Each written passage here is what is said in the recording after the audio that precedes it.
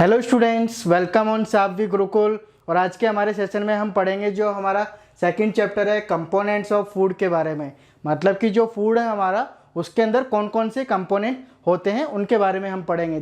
जैसा कि अब तक हमने पढ़ा कि जो फूड है हमारे लिए कितना इम्पोर्टेंट होता है और फूड हमें कहाँ कहाँ से मिलता है, इन सब के बारे में हमने पढ़ा और उनसे हमें कौन कौन से न्यूट्रिएंट्स मिलते हैं इन सब के बारे में पढ़ा। लेकिन हम सभी जानते हैं कि कोई भी अगर हम फूड बना रहे हैं तो उसके अंदर क्या इंपॉर्टेंट होते हैं, जो उसके इंग्रेडिएंट्स होते हैं, उसके अंदर जो न्यूट्रिएंट्स हमें मिलते हैं वो सब क्या होते हैं, इंपॉर्टेंट होते हैं। अब जैसे कोई भी हम फूड बना रहे हैं, लाइक आप राइस ही ले लीजिए, अगर आपको राइस बनाना है तो उसके लिए भी क्या होता है, अलग अलग हमें इंग्रेडिएंट्स चाहिए होते हैं। जैसा कि आप मैगी बना रहे हैं तो मैगी के लिए भी क्या होता है, अलग अलग इंग्रेडिएंट्स हमें उसके लिए भी चाहिए। तो हम अगर कोई भी फूड बनाते हैं तो उसके लिए हमें इंग्रेडिएंट्स चाहिए होते हैं, ठीक है। तो वैसे ही अब जैसा कि आप बात करते हैं कि जो हमारा जैसा कि पंजाब है, पंजाब स्टेट के अंदर सबसे जो ज़्यादा जो फेमस चीज़ है वहाँ की जो ग्रेन है, जैसा कि ग्रेन वहाँ पे कौन सा पाया जाता है, वहाँ पे पाया जाता है मक्का। मक्का मीन्स कॉर्न, जो कॉर्न होती है हमारी वो वहाँ पे सबसे ज़्यादा पाई जाती है। तो उसकी वो वहाँ पे क्या खाते हैं, रोटी वगैरह जो है वहाँ पे पंजाब में इसकी बनती है मक्का की, ठीक है। वैसे ही अगर हम दाल की बात करें कि वहाँ पे दाल जो है सबसे ज़्यादा कौन सी फेमस है, तो वहाँ पे जो है राजमा, जिसको किडनी बीन्स भी बोलते हैं, वो जो है वहाँ पे सबसे ज़्यादा फेमस दाल है। वैसे ही अगर वेजिटेबल्स की बात करें कि वेजिटेबल्स वो लोग कौन सी खाते हैं, तो वो वेजिटेबल्स जो वहाँ पे खाते हैं वो है सरसों का साग, या फिर आप उसको मस्टर्ड लीफ जो है करी वो भी बोल सकते हैं। ये दोनों चीज़ें जो है, जैसा कि ये वेजिटेबल सरसों का साग वहाँ पे पाया जाता है। दूसरा जो दाल है वहाँ की वो है राजमा, और जो रोटी जैसे कि वहाँ पे जो बनती है वो मक्का यानी कॉर्न की बनती है, ठीक है।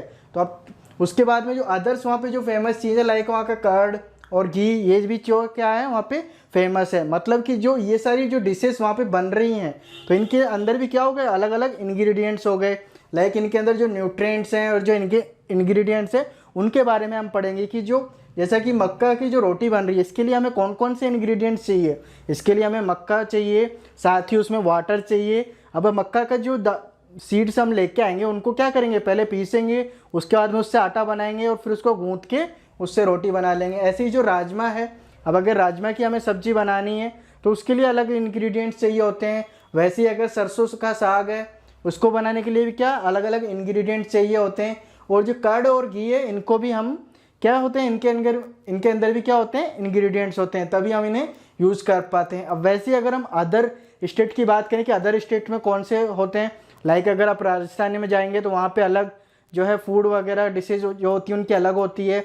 ऐसे ही जैसे कि अब आंध्र प्रदेश की बात करते हैं, आंध्र प्रदेश के अंदर कौन से हमें जो है कंपोनेंट्स पाए जाते हैं फूड के, या फिर वहाँ पे कौन सी जो डिशेज हैं सबसे ज़्यादा इम्पोर्टेंट है, ठीक है। तो वहाँ पे जो जैसा कि आप देख रहे हैं कि आइटम ऑफ ग्रेन, मतलब कि जो वहाँ पे ग्रेन का जो आइटम जो सबसे ज़्यादा फेमस है वहाँ पे कौन सा है, राइस का। मतलब कि जैसा कि आंध्र प्रदेश जो है आपका थोड़ा साउथ इंडिया के अंदर आता है, तो वहाँ पे क्या होता है, सबसे ज़्यादा राइस जो है पाया जाता है। तो वहाँ पे जो रोटी वगैरह भी अगर बनती है तो वो राइस की ही बनती है, या फिर जो डिशेज होती हैं ज़्यादातर वो राइस से ही बनती हैं, ठीक है। उन लोगों को राइस खाना जो है ज़्यादा पसंद होता है, ठीक है।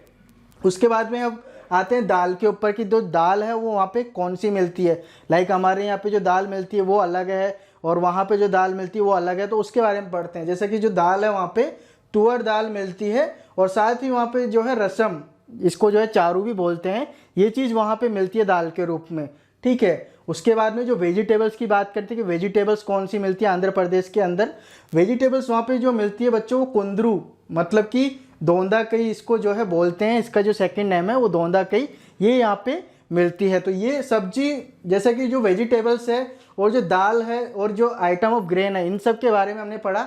और साथ ही इसमें जो अदर जो इम्पोर्टेंट वहाँ पे जो डिशेस हमें मिलती हैं आंध्र प्रदेश के अंदर वो है बटर मिल्क, जो कि हमारे यहाँ भी मिलता है और वहाँ भी मिलता है। वैसे ही घी, ये पंजाब में भी मिल रहा है, हमारे यहाँ भी मिलता है, आंध्र प्रदेश में भी मिलता है। साथ ही जो पिकल, मतलब कि जो अचार हम लोग खाते हैं वो जो है आंध्र प्रदेश में भी मिलता है, और वहाँ का जो पिकल है उसका नाम क्या है, फेमस का आवाकई, ठीक है। तो ये सभी जो हमने पढ़ा अभी तक, जैसे कि इतनी सारी जो डिशेस हैं वो अलग अलग स्टेट में अलग अलग डिशेस मिलती हैं। कुछ जो हमने दो जो स्टेट है इनके जो फेमस जो डिशेज हैं उनके बारे में हमने पढ़ा कि इनके अंदर कौन कौन सी डिशेज मिलती हैं। अब ये सारी जो डिशेज हैं इनके अंदर क्या होता है, अलग अलग इंग्रेडिएंट्स होते हैं। जैसे कि अगर आपको राजमा बनाना है या फिर तुअर दाल बनानी है या सरसों का साग बनाना है या फिर कुंदरू जो है बनाना है, ये सब अगर वेजिटेबल्स आप बनाना चाहते हैं तो इसके लिए क्या होता है, अलग अलग इंग्रेडिएंट्स चाहिए होते हैं।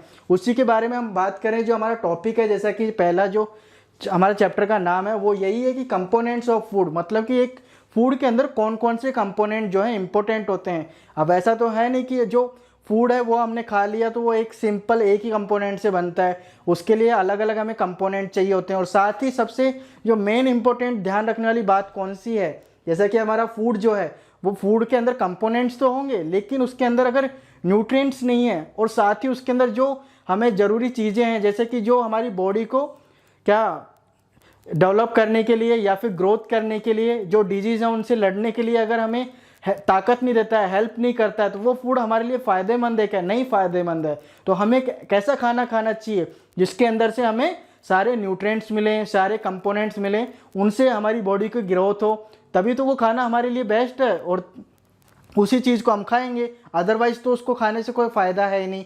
ठीक है, तो वैसे ही अगर हम न्यूट्रिएंट्स की बात करें, जैसे कि न्यूट्रिएंट्स कौन कौन से, मेनली जो हमारे न्यूट्रिएंट्स हैं वो 6 मैं आपको कुछ एग्जांपल बता देता हूं। जैसे कि एक होता है कार्बोहाइड्रेट, दूसरा होता है फैट्स, तीसरा होता है प्रोटीन और विटामिन, मिनरल्स। ये सभी क्या हो गए, कुछ एग्जांपल हैं जो कि हमें हमारी बॉडी को ग्रोथ करने के लिए, डेवलप करने के लिए, वो जो डिजीज जो हमें हो जाती हैं उनको हेल्प, उनसे लड़ने के लिए हेल्प हमें करते हैं, ताकि हमारी जो बॉडी की जो ग्रोथ है वो रुके नहीं। और जो हम वर्क करना चाहते हैं, लाइक हमारी बॉडी को एनर्जी भी चाहिए होती है। फूड हमें क्यों ज़रूरी है, क्योंकि हमारी बॉडी को एनर्जी के लिए हमें फूड चाहिए होता है जिंदा रहने के लिए। मतलब कि अगर हमें कोई भी वर्क कर रहे हैं तो हमारी एनर्जी जो लो होती है उसको फिर से रीटेक करने के लिए, रिचार्ज करने के लिए भी हमें क्या चाहिए होता है, फूड चाहिए होता है। अब फूड के अंदर अगर न्यूट्रिएंट्स नहीं होंगे, जैसा कि ये जो डिशेस हमने बनाई हैं इनके अंदर अगर न्यूट्रिएंट्स नहीं होंगे तो इन डिशेस को हमें खाने से कोई फ़ायदा नहीं है, तो हम खाएंगे भी नहीं। लाइक अगर आप डॉक्टर के पास में जाते हैं, अब डॉक्टर आपको कौन सी दवाई लिखता है, अगर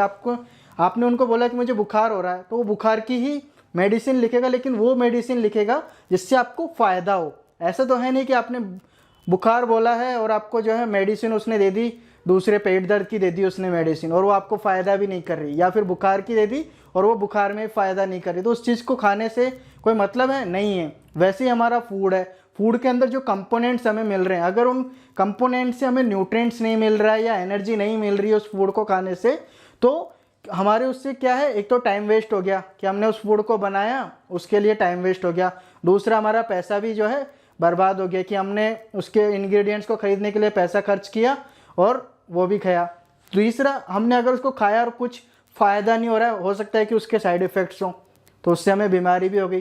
तो हमें जो खाना खाना उसमें क्या चीज़ें इंपॉर्टेंट है, लाइक उसमें न्यूट्रिएंट जो हैं होने चाहिए, like protein, vitamin, fats, carbohydrates, ये सब चीज़ें क्या है उसके अंदर होनी चाहिए, तभी जो फूड है हमारे लिए इम्पोर्टेंट होता है। अब ऐसे ही जैसे कि जो ये सारी डिशेज है, अब इनके अंदर वो कंपोनेंट्स अवेलेबल हैं या नहीं है, उन सब के लिए हमें क्या करना होगा, उन सब के लिए हमें जो है टेस्ट करने होंगे, कुछ हमें केमिकल टेस्ट करने होंगे जिनसे हमें पता चलेगा कि जो जैसा कि कर्ड है इसके अंदर कार्बोहाइड्रेट है या नहीं, या फिर इसके अंदर प्रोटीन है या नहीं। इन सब के बारे में हमें कैसे पता चलेगा, उसके लिए हम क्या करते हैं, कुछ टेस्ट करके देखते हैं, केमिकल टेस्ट। जैसा कि उन सभी केमिकल टेस्ट करके हमें पता लगेगा कि जो सरसों का साग हम खा रहे हैं, या फिर हम कुंदरू जो खा रहे हैं, या फिर जो दाल राजमा हम खा रहे हैं, या फिर तुअर दाल खा रहे हैं, इनके अंदर प्रोटीन्स है या नहीं। उन सब के टेस्ट के बारे में हम पढ़ेंगे नेक्स्ट वीडियो में। आज का सेशन आपको कैसा लगा कमेंट बॉक्स में कमेंट करके और वीडियो को लाइक करके मुझे ज़रूर बताना।